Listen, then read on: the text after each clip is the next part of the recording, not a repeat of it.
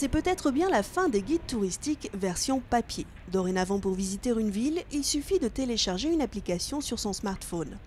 Nous voici à Mazedia, une entreprise nantaise de 39 salariés. Elle expérimente une application nommée Wizit, embarquement immédiat pour les lieux.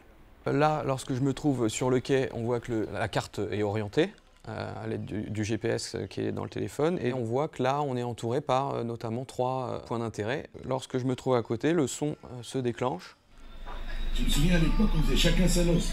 Le mari avec sa famille, toi avec la tienne. Si on est à 100 mètres de l'église, on va l'entendre que faiblement. Si on tourne à gauche, on tourne à droite, on va l'entendre principalement d'une oreille ou d'une autre.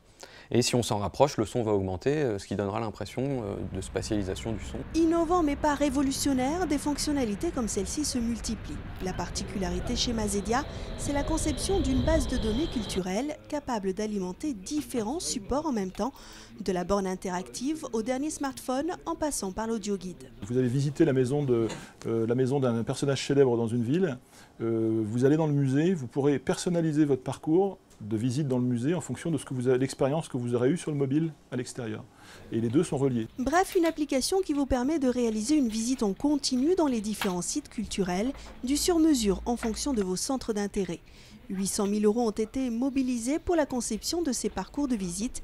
La marque vient d'être déposée et sera commercialisée en 2013 auprès des collectivités, offices de tourisme et tout organisme culturel intéressé.